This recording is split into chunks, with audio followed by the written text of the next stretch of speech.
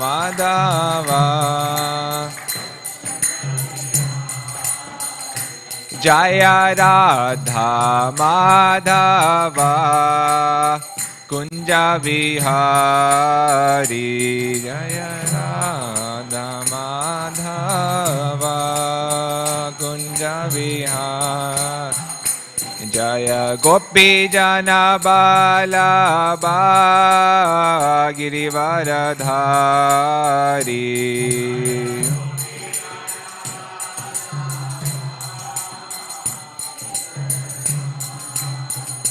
Jaya Gopi Jana Balaba Girivaradhari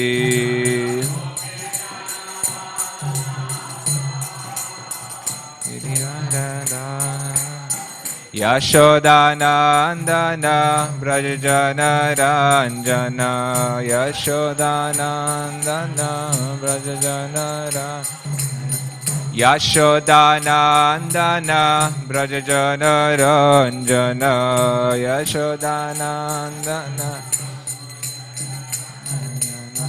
Yamuna Tira Vanachari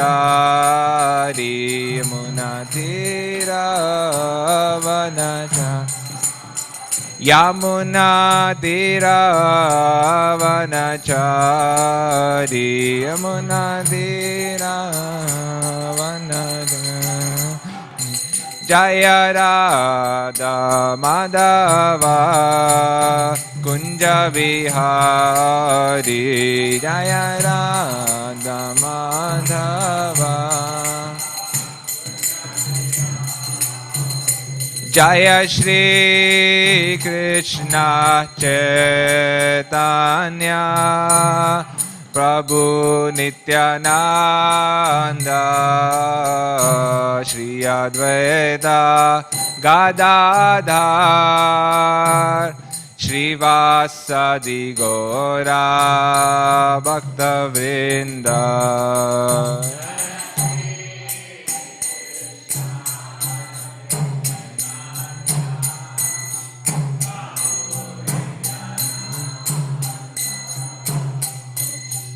Advaita Gadadhar Shrivasadi Gora Bhaktivedanta Jaya Shri Krishna Chaitanya Prabhu Nityananda Shri Advaita Gadadhar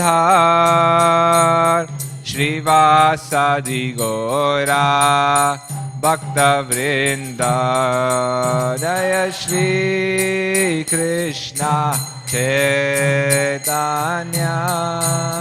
Prabhu Nityananda Shri Advaita Shrivasadi Gora Bhaktivedanta Hare Krishna Krishna Krishna Hare Hare Hare Rama Rama Rama Hare Hare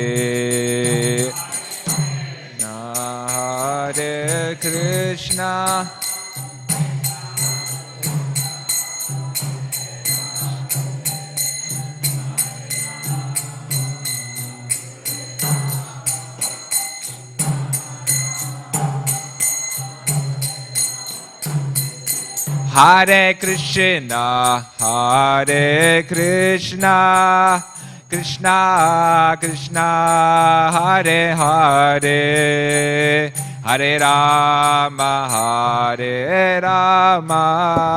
Rama Rama Hare Hare Hare Krishna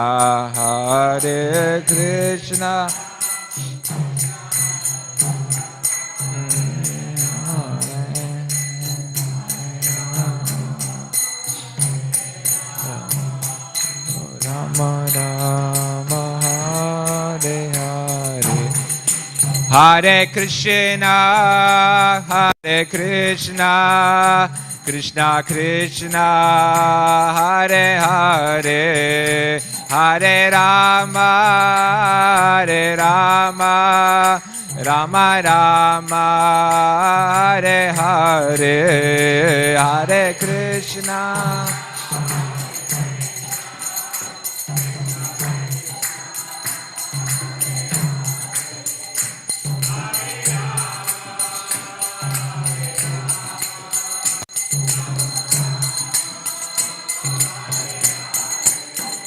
Hare Krishna, Hare Krishna, Krishna Krishna, Hare Hare, Hare Rama, Hare Rama, Rama Rama, Hare Hare, Hare Krishna, Hare Krishna, Hare Hare.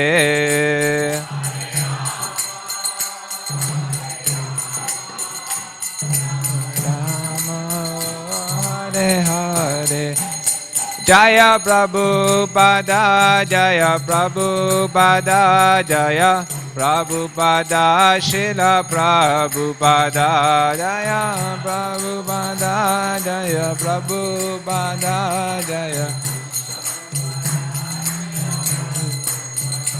Prabhupada, Prabhupada, Prabhupada, Jaya Jaya Prabhupada, Jaya Jaya Prabhupada, Prabhupada, Prabhupada, Jaya Jaya Prabhupada.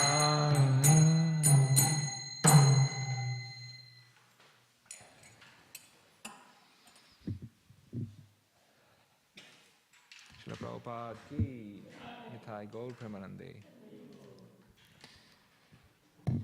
Om Namo Bhagavate Vasudevaya.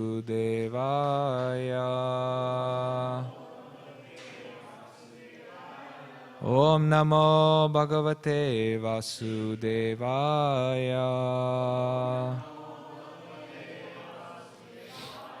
Om Namo Bhagavate Vasudevaya.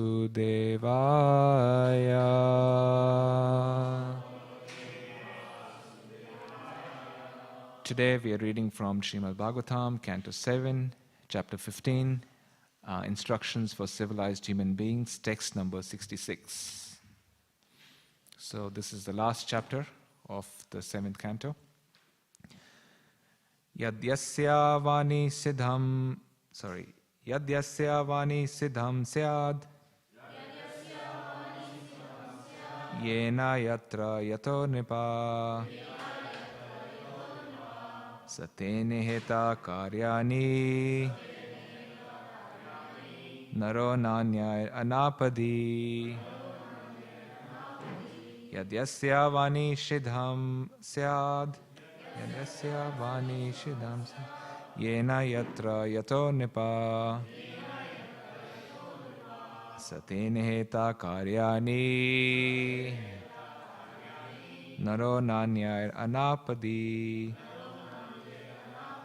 Yadyasya vani shidham syad yena yatra yato nipa satene heta karyani naro nanya anapadi.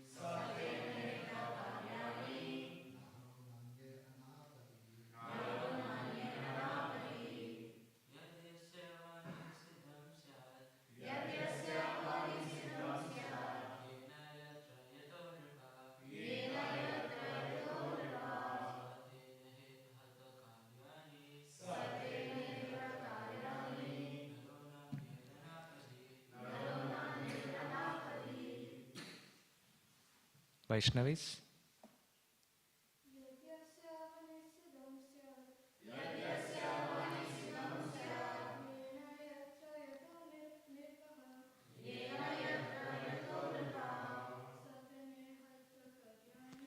Satene heta karyani naro nanyaya napadi.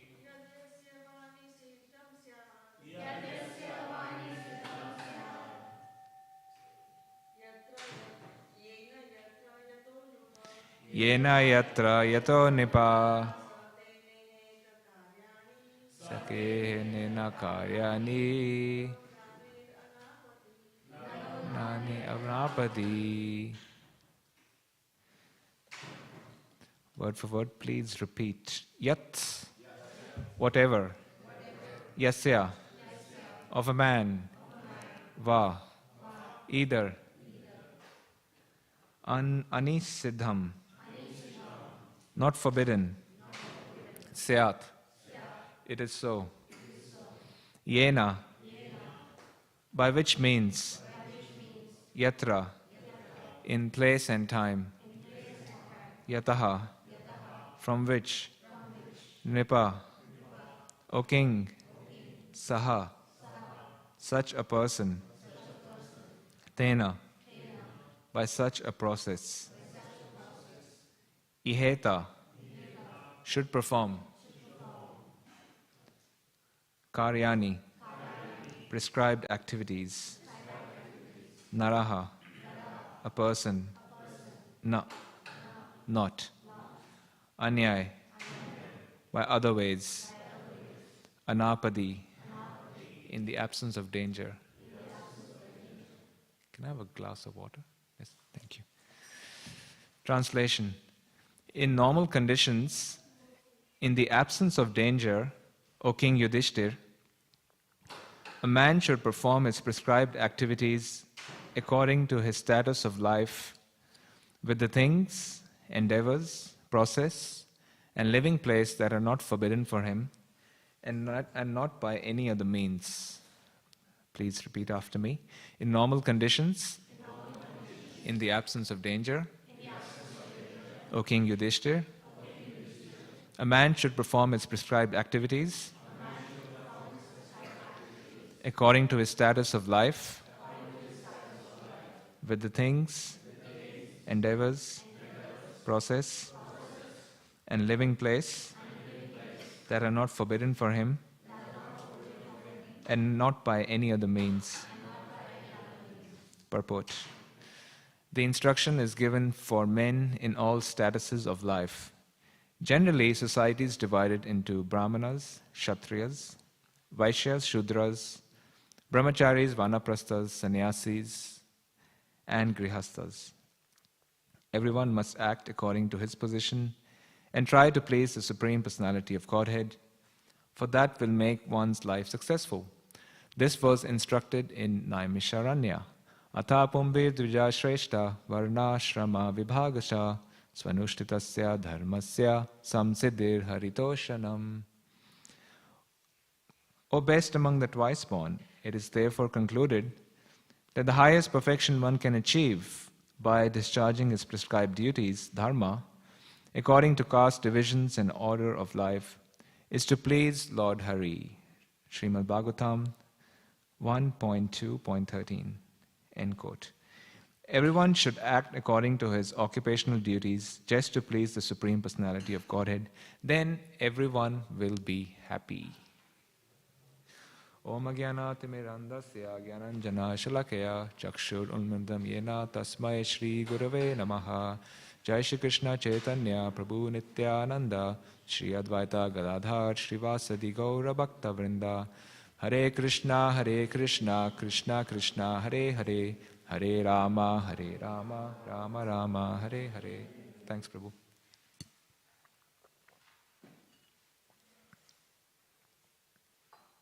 So, the goal of varnashram is to please the Supreme Personality of Godhead, Krishna. So, what is varnashram? We hear varnashram mentioned a lot in Prabhupada's books. If you're reading Prabhupada's books, so many verses, purports, there is mention of varnashram, right? And Krishna also talks about that in the Bhagavad Gita. In fact, he says he created it. Krishna says in the 4th chapter, 13th verse of Bhagavad Gita, Chaturvarnyam maya shrishtam guna karma vibhagasha tasya kartaram apimam vidya kartaram avyayam. So Krishna says that actually, according to the 3 modes of nature, and the work associated with them, I have created the 4 divisions of society. And then he says, though I'm the creator, I'm above it. I'm the non-doer and unchangeable. So the varnashram system is coming from Krishna because Krishna is the source of everything, right? So everything emanates from the potency of the Lord. Om Purnam Ada Purnam Idam Purnat Purnam Udachyate. Krishna is the complete whole. And from the complete whole, so many complete units emanate. So from the Lord, this material potency also emanates. And within this, Krishna has created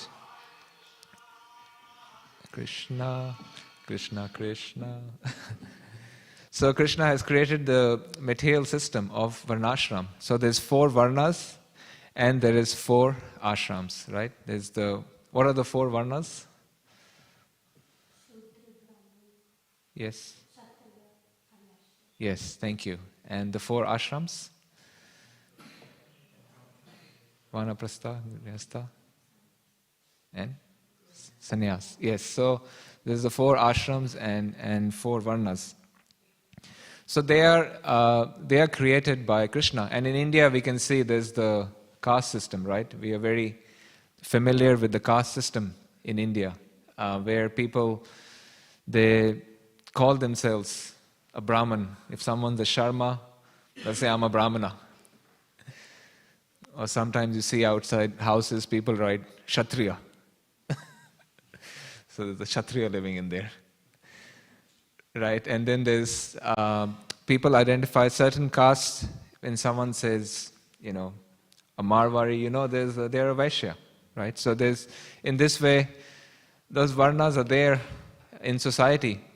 And we see that these varnas are very scientific. They are naturally existing in society, right? So there's the natural varnashram, which is naturally present in society. And this is very scientific. Prabhupada said so many times, these 4 classes are existing naturally. So there's some people have, there's natural human dispositions, natural tendencies. Right? So we see there's the intellectuals in society. So there's some people in society, there's always a class of people in society who are very intellectual.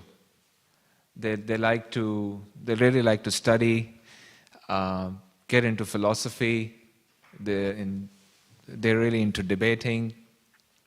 They're like the think tanks of society, right? So these people are there in every society. They're there. The PhDs, right? That's kind of a intellectual. Then there's people who like to manage, people who like to govern. That's their nature. They're naturally drawn towards that. There's managers, there's leaders, there's the government. Ultimately, there's the government, and their job is to manage. They like governance. And then there's people who like to do business, right? There's a lot of people who are entrepreneurial. They like to do a business.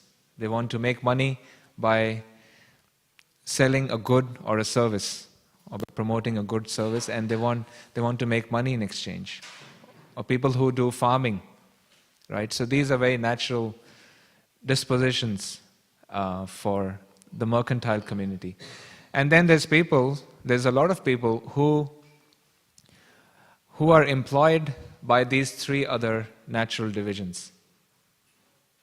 So you see, the government also employs a lot of people, right? There's the machinery of the government that employs people who might not necessarily have a governance ability or that tendency, but they're still employed by them to execute the machinery of the government. And then there's the business community, right? All of us are working, most of us are working for some employer, right? We are working for a business. So then people are employed by the business community. Or they are serving the brahmanas, or they're serving, the intellectuals, the think tanks. They also employ people. So these four divisions are naturally there in society. They're naturally existing. You don't have to, no one has to create them. It's naturally functioning. But then there is also the Vedic varnashram. Right? So when we read Shastra, sometimes we read many examples of Vedic varnashram. So this was in the days of yore when varnashram was practiced. So this was more based on castes, the division of society according to castes. So these natural dispositions, they exist, but then society was trained to act in a certain way. So if someone is inclined to be intellectual, they would be trained to act in a Brahmanical profession. So this is basically the Vedic varnashram. So where the natural dispositions exist, but then society is set up in such a way that those dispositions are identified, and then they are trained to act in that way. So that's how and these various prescriptions, those prescribed activities are given in scripture. So the Vedas, they talk about the four varnas, they talk about the duties, the roles and responsibilities of the four varnas and the four ashrams. So the four occupational duties and social orders, these roles and duties are given. And then in Vedic varnashram, people are trained to act in that way. And generally, a person who would be born in the family of a brahmana, they would most likely end up to be a brahmana. So there was that kind of correlation between one's birth and one's occupation. Though generally that's by the qualities, it's not only by birth, but it's by quality. But they have the most chance to be a brahmana. So someone is born in a Brahminical family, they are exposed to that culture from their birth. Right? They are exposed to the Brahminical culture of archana, puja, and studying the scriptures, and then teaching it. So if they have that tendency, then for them that environment makes it very conducive to take up that role in society. So in this way, the training was also set up. But still, there would be some people who, despite being born in such circumstances, they would not end up as brahmanas, and they are called dvijabandhus. So in the Shastra, dvijabandhus are those people who are born in a certain varna, but they haven't developed the qualities and activities of that particular varna. So because haven't developed, they are called the dvijabandhus.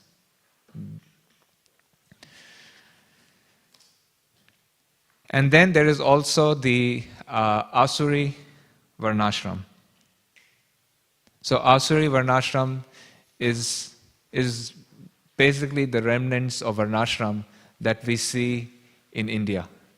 That is more or less Asuri varnashram, where people are identifying by birth.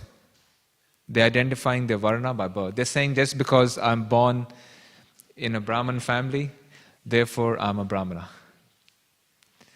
And in Asuri varnashram has led to exploitation of the other other castes. So then that becomes a genealogical thing. Just by birth, one is of a certain varna, and that has led to widespread exploitation. We see, like in Sikhism, you can go to some museums in Punjab, and there's so many descriptions of like their gurus fighting against the caste system, because caste system was very predominant. And even our acharyas, they fought against it. So Bhaktivedanta Thakur, Bhaktivedanta Saraswati Thakur, Srila Prabhupada, and so many other previous acharyas also, they went against the caste system. So they said, actually, if someone has the qualities of a certain varna, they can and the activities, they can act in that capacity. That's what they said. Right? And even in Chaitanya Charitamrita, this was Naham Vipro, Nacha Narapati Napi Na Vaishyo. Sorry. Naham Vipro, Nacha Narapati Napi Vaishyo Na Shudro. Naham Varni, Nacha Grihapatir Na Vanosto Yatirva. Kintu Prodyan, Nikhila Paramananda Purnamritabdet. Gopi Bhartu Padakamaleva Das Das and Das.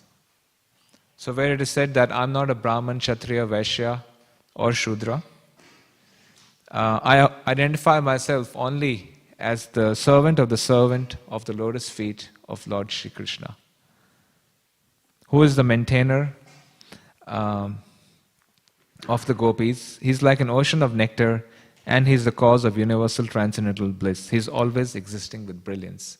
So by nature, we are actually the servants of Krishna. That is our true position. So we are the servants of Krishna. And this varnashram is simply a material system which is meant to be a supportive system to support our bhakti. So in Asuric varnashram, it's about using the privilege. So where people it's basically based on the bodily platform. So we see the Asuric varnashram is an expression of the bodily conception of life. Because that's what it is, right? In the bodily conception of life, we identify with various designations. We say, I'm an engineer, I'm a sportsman, I'm a lawyer, I'm a doctor, I'm an Australian, I'm an Indian. So these are designations. Similarly, then if someone says, I'm a Brahman, I'm a Kshatriya, these are also designations. And then they are, in Asuric varnashram, this is based on the bodily identification. On the bodily identification, they're saying, I'm a certain varna, and therefore, I have certain privileges in society. And then this kind of varnashram is very, very destructive. And it leads to so much exploitation. So as devotees, so as devotees, we are spirit soul. Actually, as any jiva, we are spirit soul. We are transcendental to the modes of nature. So our true position is we are transcendental to the modes of nature. But because we have come in contact with matter, and out of ignorance, we are conditioned by the modes of nature. So as devotees, should we follow varnashram or not? This question comes up quite often. Should we follow varnashram as devotees?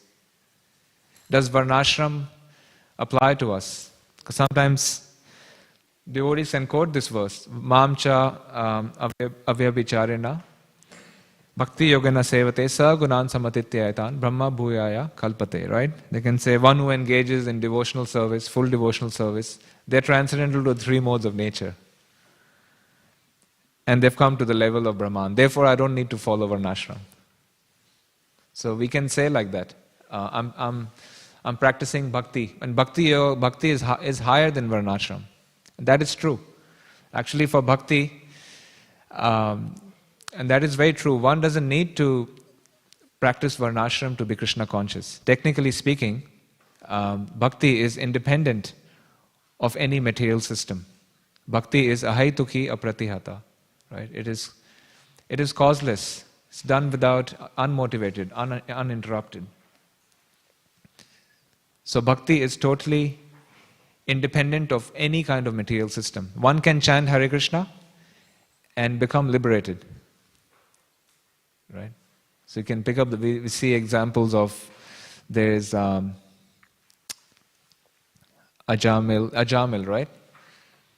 He just chanted, took the names of Narayan, and the Vishnu Dutas came. So yeah, one can chant Hare Krishna and be liberated. That is very true. But how many are able to do so?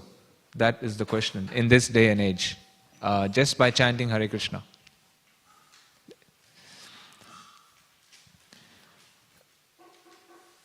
So Krishna is transcendental. The process of devotional service is transcendental.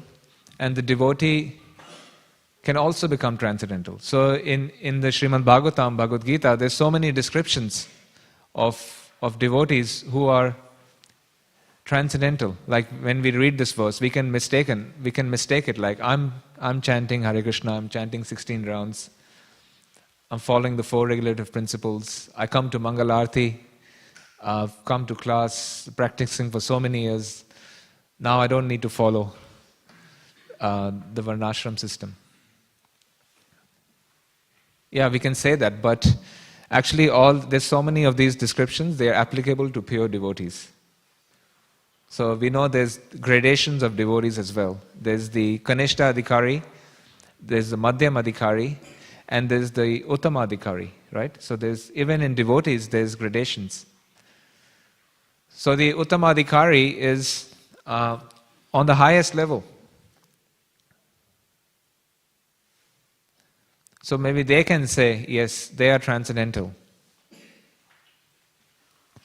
But we see even the Uttama Adhikaris, generally speaking, they also follow varnashram, unless they are an avadut. We see Lord Chaitanya Mahaprabhu. Chaitanya Mahaprabhu is the Supreme Personality of Godhead, right? Who appeared in the age of Kali to teach the process of bhakti. So Sri Chaitanya Mahaprabhu, he gave the Shikshashtakam, the 8 verses. And there he talks about the highest realms of bhakti. So he talks about the highest realms of bhakti, and he also expresses the highest realms of bhakti through his activities, through his pastimes. But still we see, Sri Chaitanya Mahaprabhu, he followed varnashram. So what varna was Mahaprabhu in? Sorry, what ashram?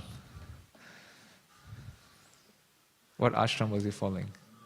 Sannyas, yeah? So Mahaprabhu accepted sannyas at the age of 24, right? So at a very young age, he accepted the sannyas ashram to facilitate the preaching. Because he saw that people in that time and age, even today, people kind of respect monks. If you advertise there's a monk coming to a program, or a sannyasi coming, and seeing the orange color, then people get attracted. So that was even more so back then. So he was following the dharma of the sannyas ashram. And one of the key points or key principles in the sannyas dharma is to avoid the association of women. Right? A sannyasi is a celibate, like is the next level of a brahmachari. So a sannyasi is meant to be celibate and is meant to more or less commit social suicide, right? So and Sri Chaitanya Mahaprabhu, he was very strict in his dealings with women. So much so that he would not see them in private, and he would keep an arm's length distance from them. Right? All his interactions with the opposite gender were very formal. So Sri Chaitanya Mahaprabhu, we see this example of him following the sannyas dharma.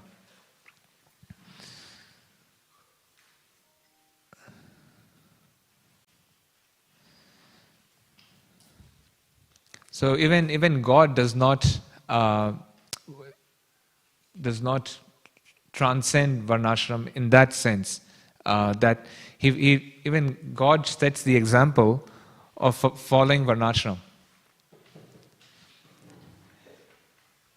And Sri Chaitanya Mahaprabhu would like quite often eat at the house of various brahmanas also, right? And we even see Lord Krishna, though Krishna is the Supreme Personality of Godhead, he accepted a guru, Sandipani Muni. So even Krishna accepted a spiritual master. So he also like set the example. I'm accepting a guru. I also need help in enlightenment. So we as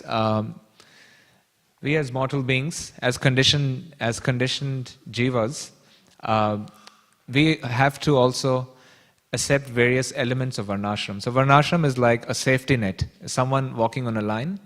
If you go to a circus, someone's doing, what do you call that? Trapeze, right? They walk on a line and they're balancing. Sometimes they are on a like a wheel, hamster wheel kind of thing, and they're going on the line like this, and they're trying to balance themselves. But and occasionally they fall down. But there is a net there, and they're quite a height, right? And they fall down, and the safety net catches them and prevents any injury.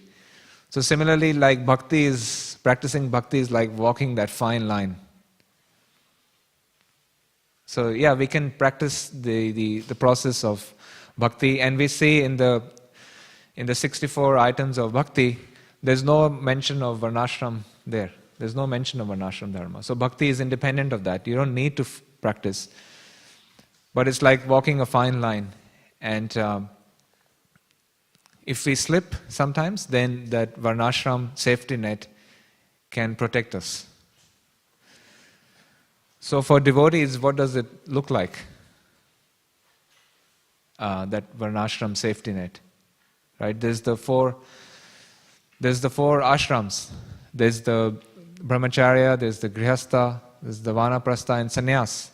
So then we have to, from the ashram side of things, we have to situate ourselves in the right ashram, in the ashram where we are predisposed to, where our natural tendency lies. And for most people, that is the grihastha ashram. And then for a small minority, it is becoming a celibate, it is a brahmachari, then eventually taking sannyas.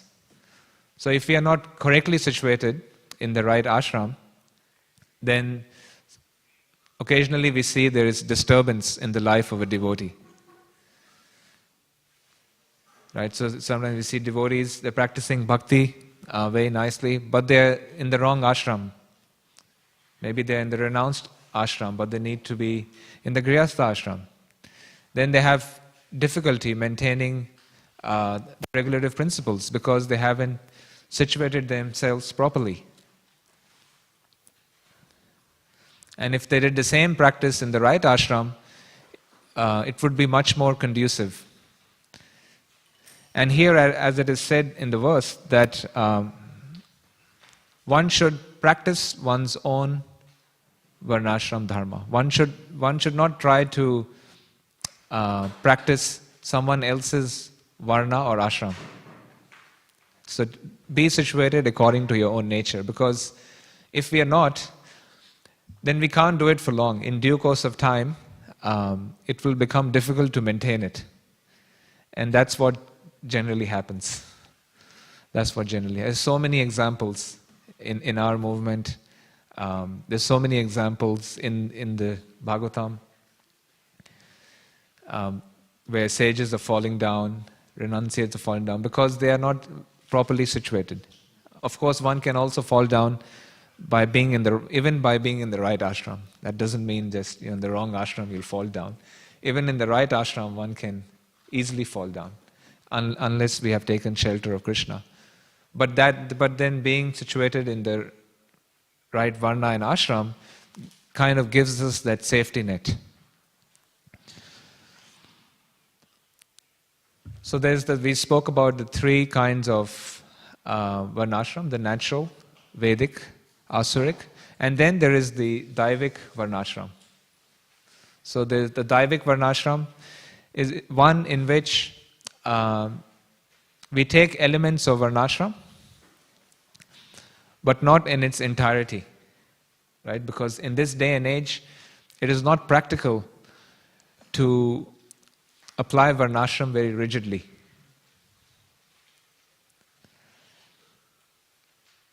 Then you'd have to maybe live in a forest or in an ashram or create your own kind of society, totally independent of the broader society, and it's not practical.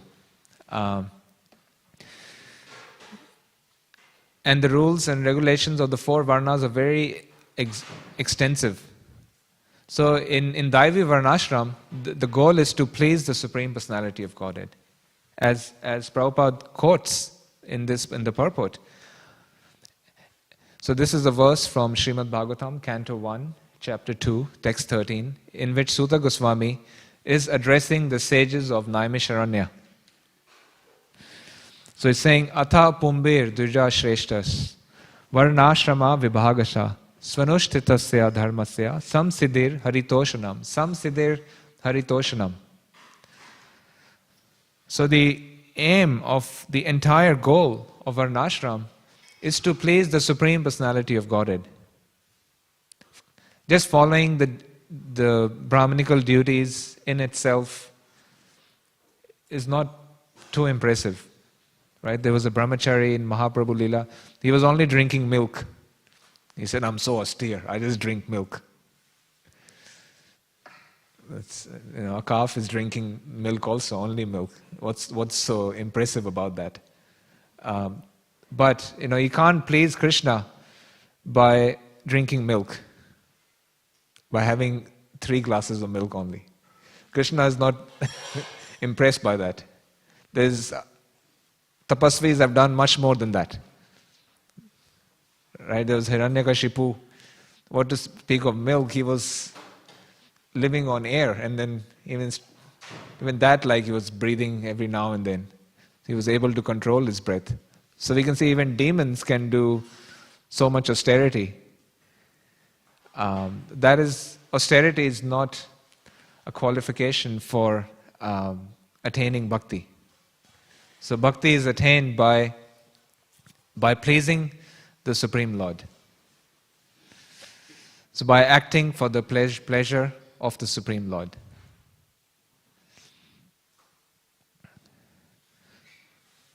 So as I quoted that verse from Chaitanya Charitamrita, Naham Vipro Nacha Narpati Na Vaishya Na Shudro Naham Varni Na Cha Grihapatir Navanoste Yatirva Kintu Prodyan Nikhila Paramananda Purnamritabdet Gopi Bhartu Pad Kamalavatastas Anudas. That we identify ourselves as the servant of the servant of the lotus feet of Lord Krishna. So by pleasing the devotees, by pleasing the spiritual master, one is able to please Krishna. And in that way we can please Krishna. So yeah, we can follow varnashram. We take various elements of varnashram and we try to apply it. So in the 60s, like in the 1960s, if you read Prabhupada's letters and lectures, he didn't place a lot of emphasis on varnashram. He said, the process of bhakti is sufficient, is transcendental. But then as time was passing, he saw that devotees were struggling to maintain their vows. And then in the 70s, he was saying, we need to implement varnashram. And that is something, I'm passing that on to you, my disciples and grand disciples, to apply varnashram. I've given you the framework in my books, in my teachings, and now you need to apply varnashram in your society of devotees. So that application is ongoing, is going. Various debates and discussions are happening. amongst devotees how to apply it, right? And there's no easy answers. But basically, it's about trying to identify your material disposition and acting in that way. And there's various initiatives being applied, taken in ISKCON. So there's certain farming communities. Does varnashram only have to be practiced in the farm, not in the city? No, not necessarily.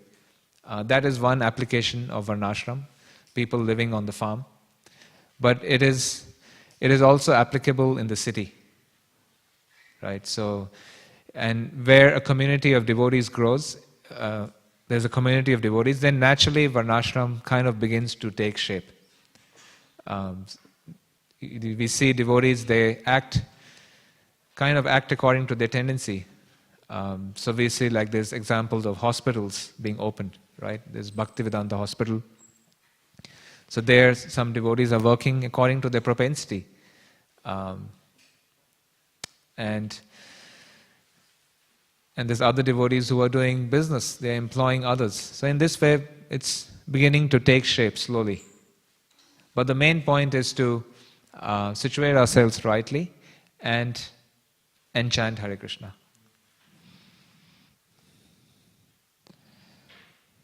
So with that, we'll end here and see if you have any questions or comments on this topic.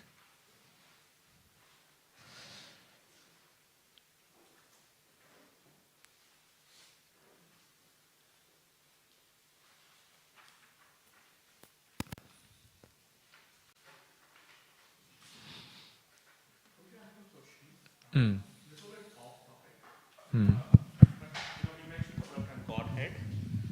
I just want to know what's the difference between God and Godhead.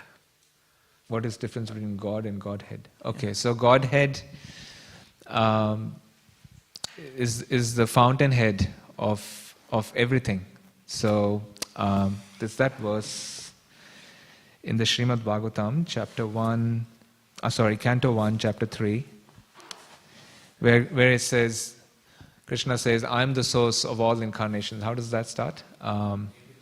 Etre chamsa kala pumsa, Krishnastu Bhagavan Swayam, Indrari Vyakulam Lokam, Vidayanti Yuge Yuge. Yeah. So Krishna says that I am the source. So Krishna is the Godhead. He is the fountainhead of everything. Right? So from Krishna comes all emanations. He is complete. He is the Purnam. So we see from Krishna comes three things: the material energy, the jivas, and also various Godheads they emanate. So there's so many incarnations, they come from Krishna. They have the same potency. They are expansions of Krishna. They have the same potency, but they might not display all the qualities of Godhead. But then also from Krishna comes jivas, and even within jivas there's gradations. So there's devatas, right? So devatas are there for the universal management and administration. They are like empowered jivas for carrying out the management, and they are called gods. So the difference between Godhead and gods is like, so we are gods in a sense. We have, the potency of Krishna, but to a minute degree. But we are not the source of everything, and we don't have the potency in an infinite capacity, whereas Krishna has. So Krishna is the supreme Godhead, and from which jivas come, who have different levels of Shakti, but they are not the supreme. They are tiny. The Prabhupada gives the example of the drop of water in the ocean. The ocean is complete, whereas the drop of water has the same qualities, but not in the same quantity. Yeah. Hare Krishna. Anything else?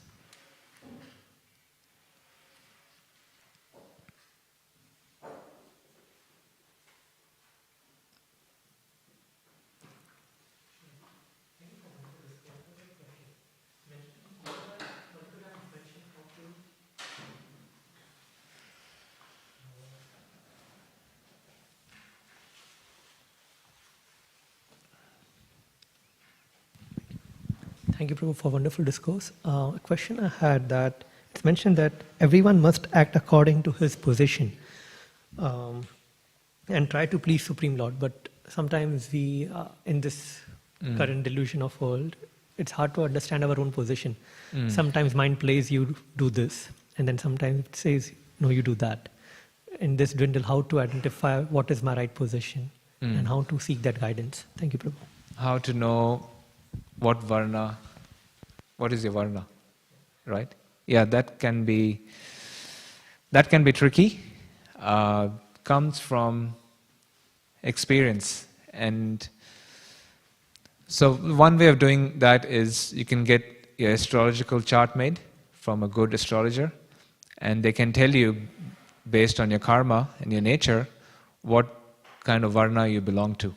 So we see even when the Supreme Personality of Godhead appeared, his chart was made. When Parikshit Maharaj appeared, they did an astrological reading, and they were able to tell his life and how he would act. He was said he's a Kshatriya by nature, such and such would be his activities.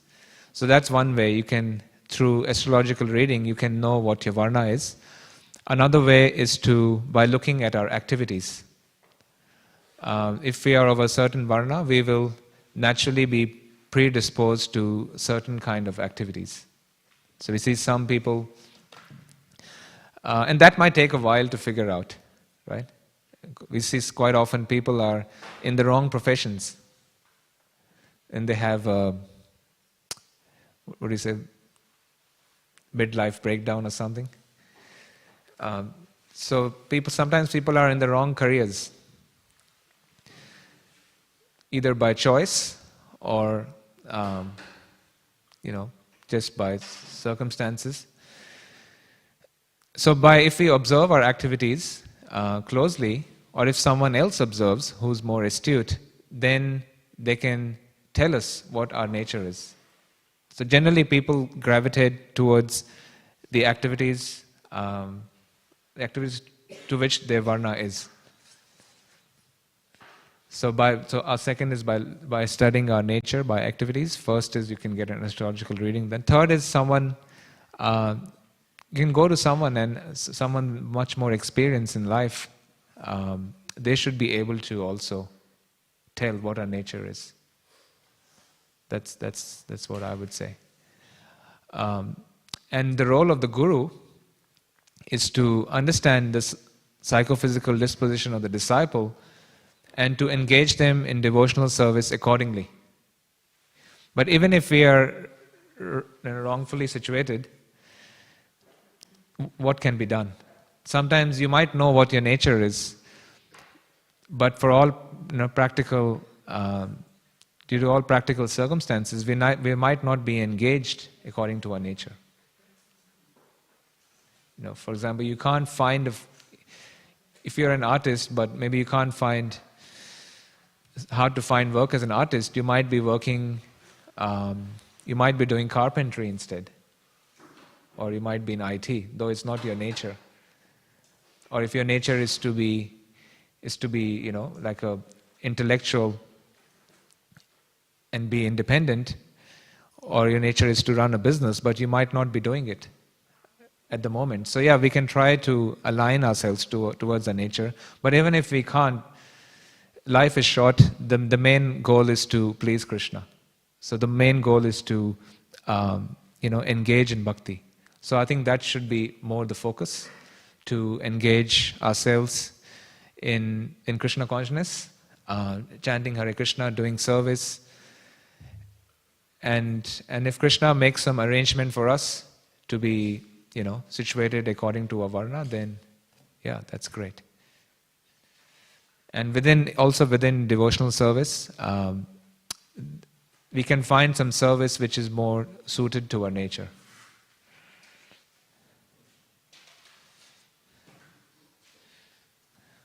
Anything else?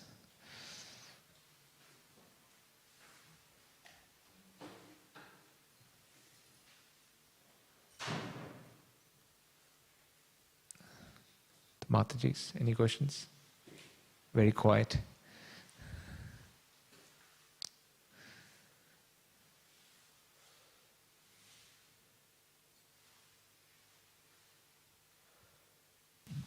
Thank you, Prabhu. There's one more question. One more question. Regarding occupational duties. So when we perform occupational duties, what should we refer as what will be my best occupational duties according to scriptures? Occupational duties. Yeah. So what should we refer as to compare, okay, if I am stand in this particular field, or what should I follow, or what would be my guiding principles in that case? Okay, so what do you do for a living? Work in IT. Okay, you work in IT. So what should your guiding principles be? Yeah, I mean, if your IT is basically a Shudra occupation, right? It's your employee. A Shudra is someone who is employed by someone. End of the day, that's what it is. Huh? Yeah, always dependent on others for maintenance. You're serving others. That's the point. Whereas the other three varnas are more independent.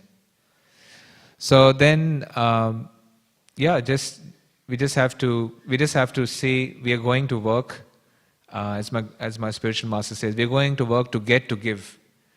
So our focus should be we are getting resources so we can give ourselves a Krishna conscious lifestyle, and we have to try to act, honestly, treat others with respect and dignity. Just doesn't mean we are a devotee.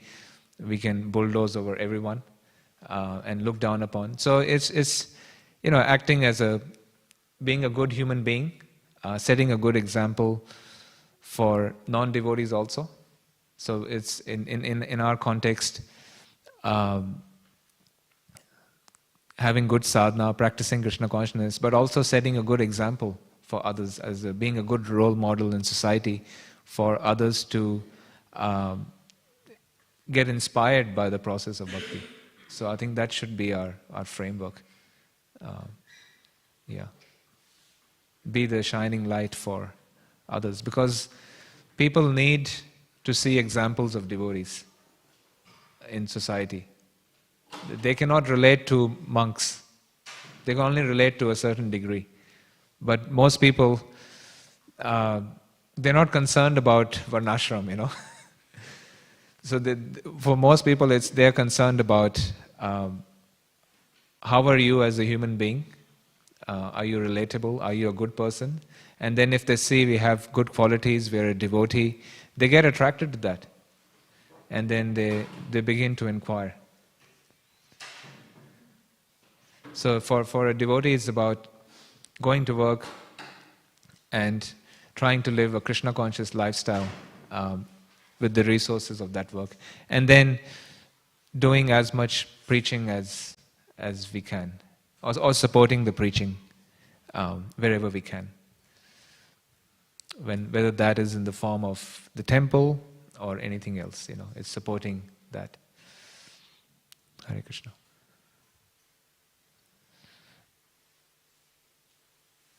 Okay, so if there's no further questions, we will end here. Thank you for kind attendance. Śrīmad Bhāgavatam ki jai. Srila Prabhupada ki jai.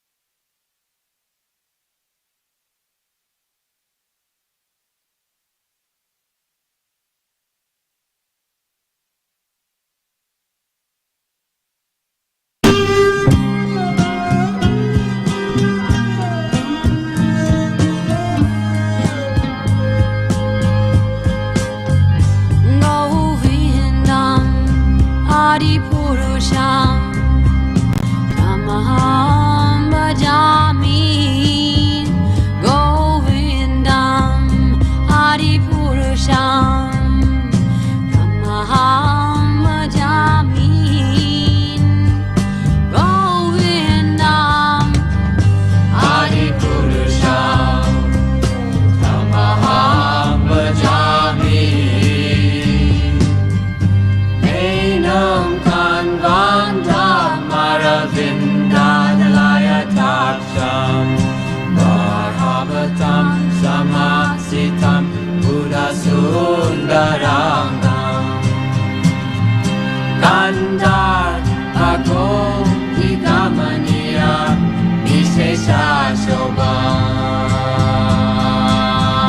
Govindam Adipurusham Tamaham Bhajami Govindam Adipurusham Tamaham Bhajami Govindam Adipurusham Tamaham Bhajami Angani Yasa Sakalem Kriya Vriti Manti Vasyanti Panti Kayanti Chiram Jaganti Ananda Chinmaya Sadhu Jala Vigrahasya Govindam Adipurusham Tamaham Bhajami Govindam Adipurusham Tamaham Bhajami Govindam Adipurusham Tamaham Bhajami Govindam Adipurusham Tamaham Bhajami Govindam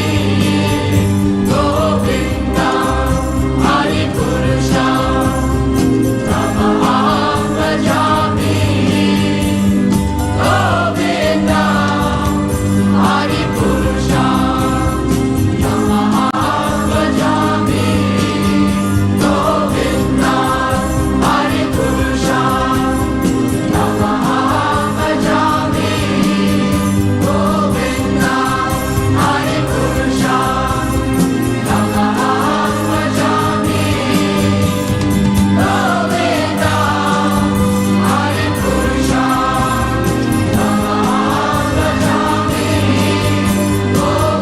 Bhajami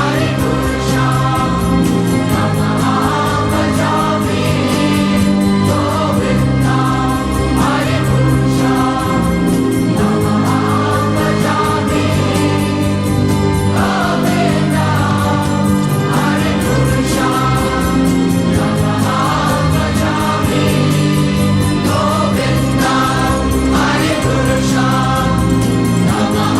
Bhajami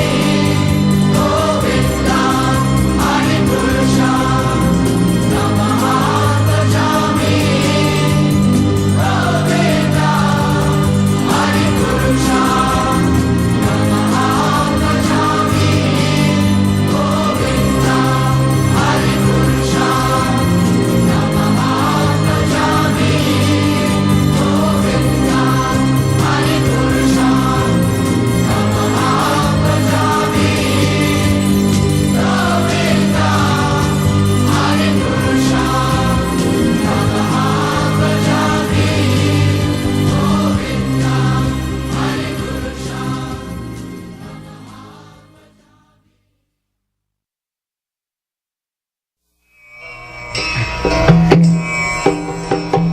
Vandeham Shri Guru Shri Juta Padakamalam Shri Gurum Vaishnava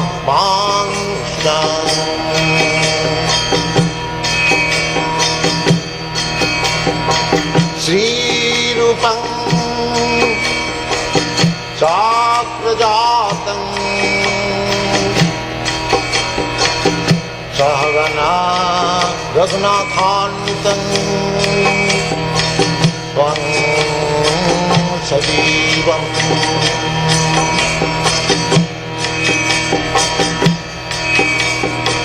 साद्वैतं सावधूतं परिजनासहितं Krishna चैतन्यदेवम्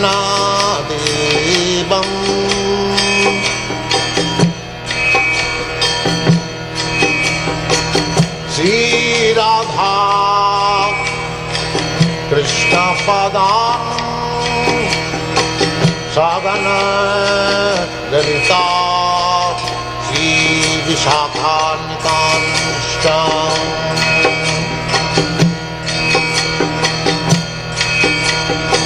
Shrikrishna Chaitanya Prabhu Nityanand Shri Advaita Gadadhar शिवासदि गौरभक्तवृन्द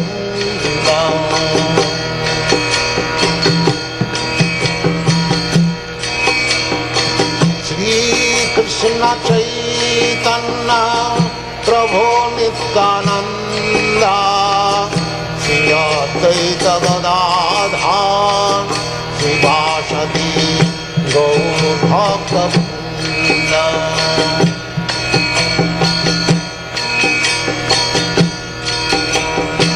Shrikrishna Chaitanya Prabhu Nityanand Shri Advaita Gadadhar शिवासदि गौरभक्तवृन्द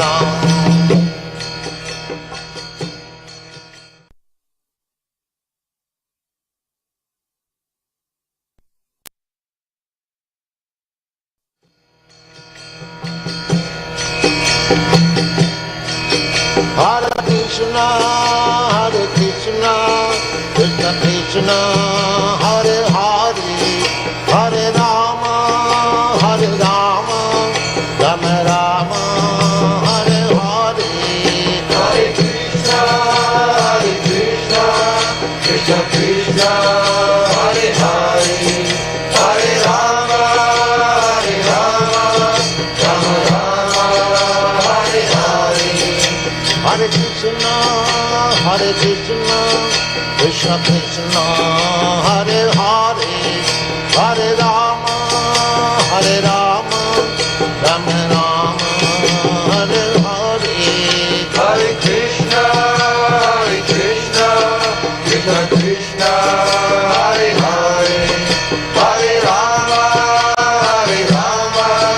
Rama Rama, Hare Hare. Hare Krishna, Krishna Krishna, Hare Hare, Hare Rama, Rama Rama, Hare Hare. Hare Krishna, Krishna Krishna, Hare Hare, Hare Rama, Rama Rama, Hare Hare. Hare Krishna, Krishna Krishna, Hare Hare, Hare Rama, Rama Rama, Hare Hare. Hare Krishna, Krishna Krishna, Hare Hare, Hare Rama, Rama Rama, Hare Hare. Hare Krishna, Krishna Krishna, Hare Hare, Hare Rama, Rama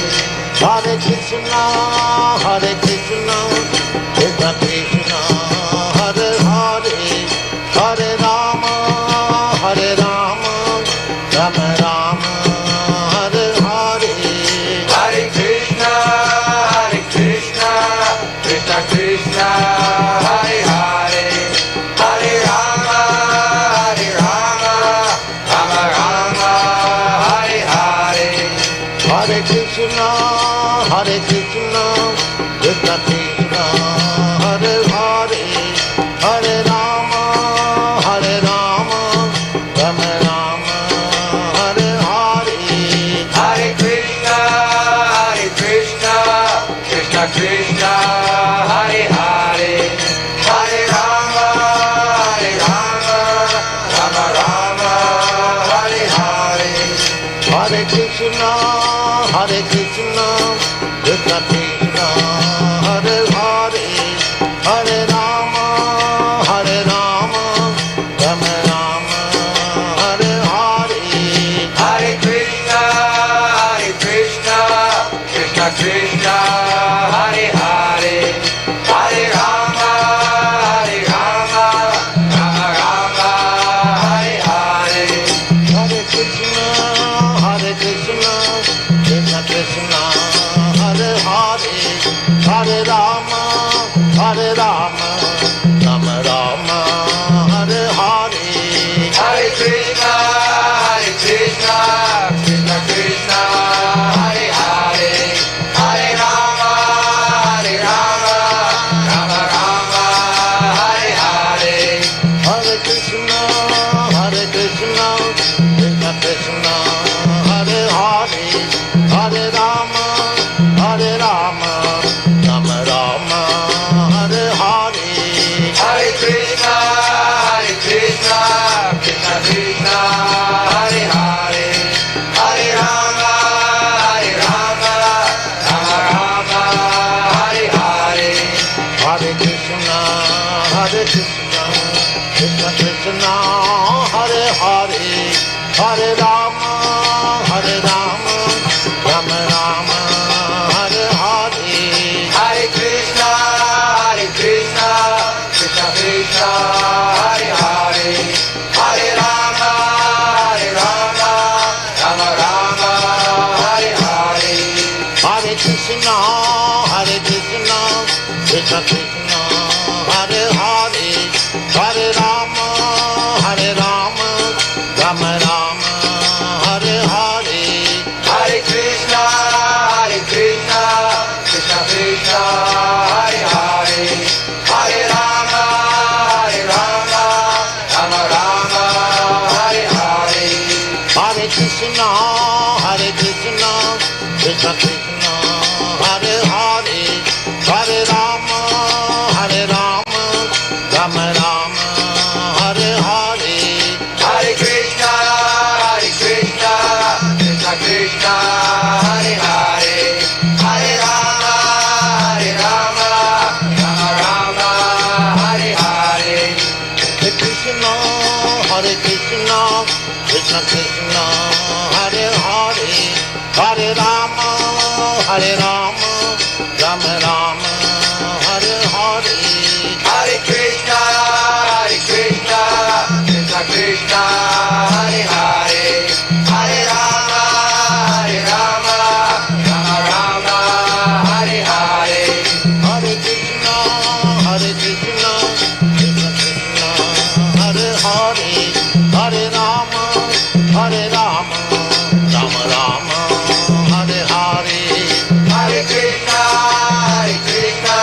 Krishna Krishna, Hare Hare, Hare Rama, Rama Rama, Hare Hare. Hare Krishna, Krishna Krishna, Hare Hare, Hare Rama, Rama Rama, Hare Hare. Hare Krishna,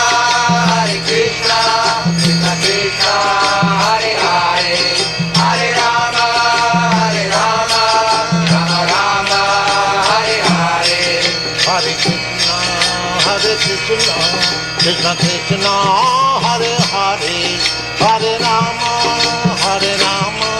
Rama Rama, Hare Hare. Hare Krishna, Krishna Krishna, Hare Hare, Hare Rama, Rama Rama, Hare Hare. Hare Krishna, Krishna Krishna, Hare Hare, Hare Rama, Rama Rama,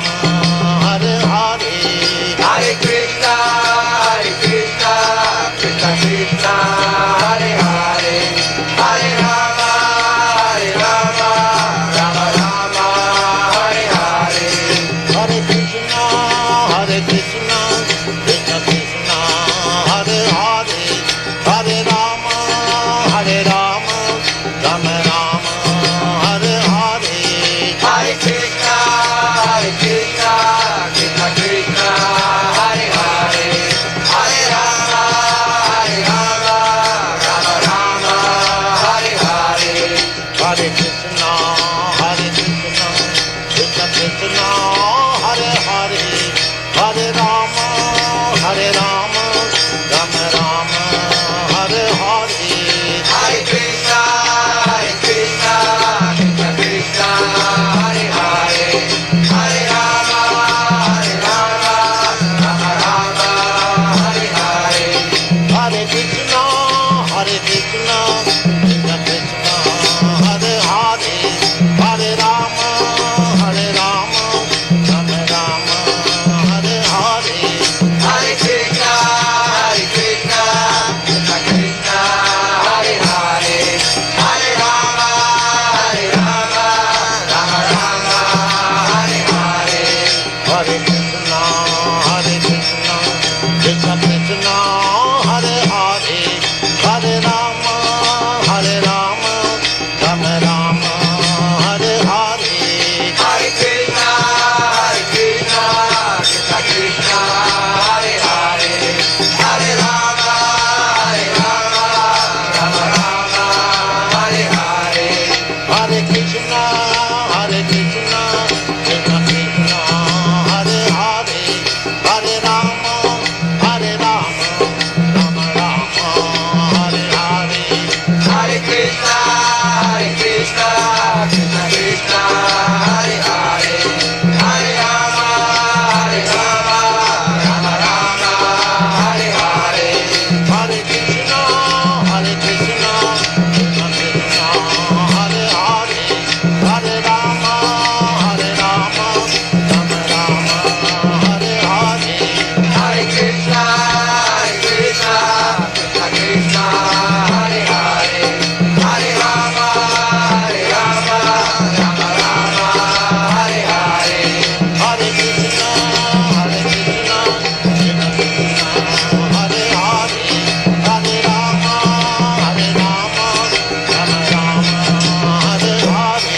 Hare Krishna,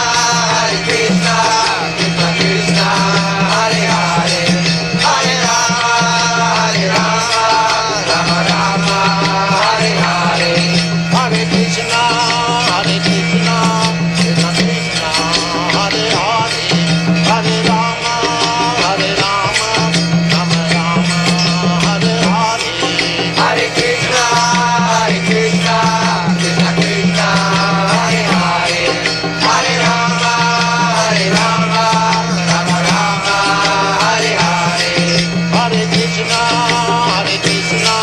Krishna Krishna, Hare Hare, Hare Rama, Rama Rama, Hare Hare. Hare Krishna, Krishna Krishna, Hare Hare, Hare Rama, Rama Rama, Hare Hare.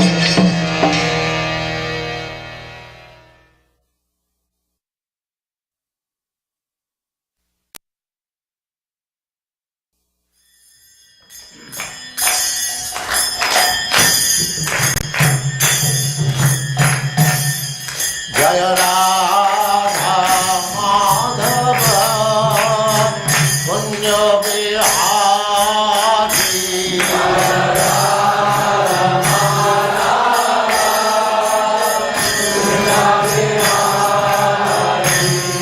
Jaya Radha Madhava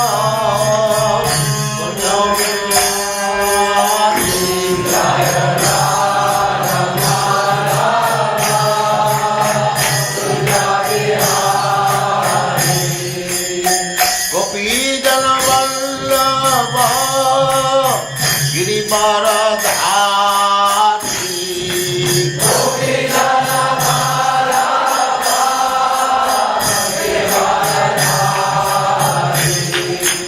Gopi Jana Vallabha Girivaradhari.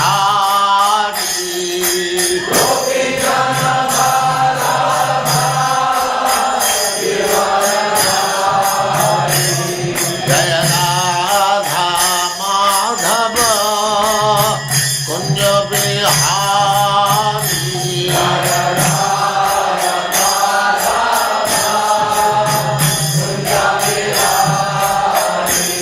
Jaya Radha Madhava